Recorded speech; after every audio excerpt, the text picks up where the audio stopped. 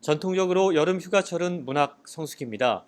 모처럼 휴가를 맞이해 긴 호흡의 독서를 할 여유가 생기고 판타지, 스릴러, SF 등 무더위를 잊기에 제격인 장르 소설들이 독자들의 관심을 끄는데요. 베스트셀러 목록에도 모처럼 다양한 소설책들이 올라가 있어요.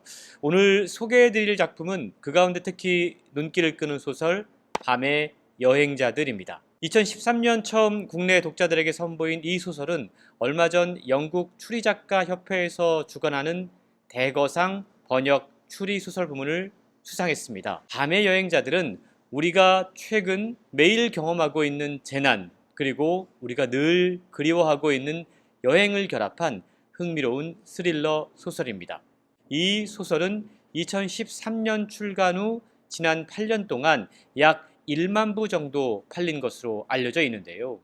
하지만 대거상 수상 소식 이후에 판매량이 급상승하고 있습니다. 소설 밤의 여행자들의 주인공은 자연 재난으로 폐허가 된 지역을 관광하는 재난여행 상품을 파는 여행사 정글의 여행 기획자입니다.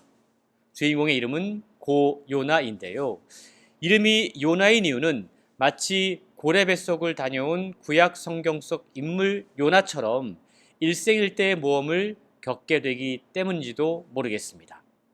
요나는 몇 가지 사건을 겪으면서 여행사에서 자신의 자리가 위태롭다는 사실을 체감하게 됩니다. 그럴 무렵 요나는 상사의 반강제적인 권유로 동남아시아 무이라는 지역의 여행 상품 평가를 위해 출장길에 오르게 되는데요. 무이는 사막 한가운데가 움푹 꺼져 싱크홀이 생기고 양대 부족 간의 학살 사태까지 일어나서 그것 때문에 여행 상품으로 개발됐던 곳이었습니다. 하지만 이곳보다 훨씬 더 자극적인 체험이 가능한 다른 여행 상품들에 밀려나 재난 여행지로서의 매력을 점차 잃고 있던 상황이었죠. 한국으로 귀국하던 길에 우연한 사고로 일행과 떨어져 무의에 남게 된 주인공 요나는 예기치 않은 혼란 속으로 빠져들게 됩니다.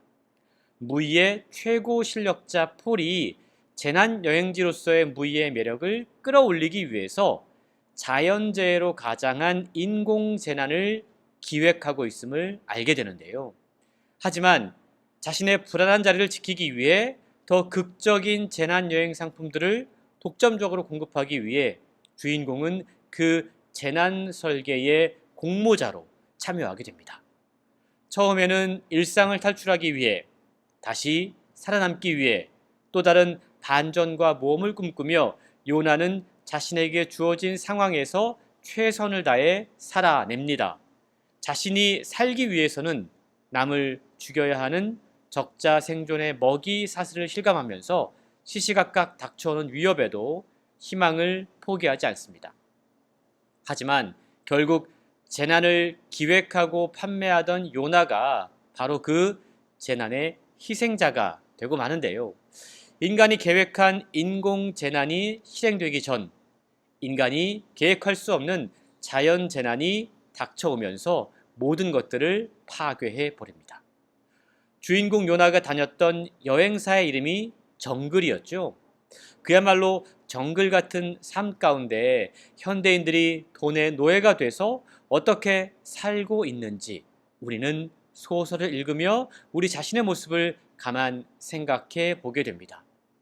무고한 원주민의 목숨까지 빼앗는 음모의 실체를 알면서도 소극적인 반항을 할 뿐 점차 순응해가는 요나의 모습은 후기 자본주의 사회라는 거대한 시스템에 압도당하고 길들여진 현대인들의 자화상인지도 모르겠습니다.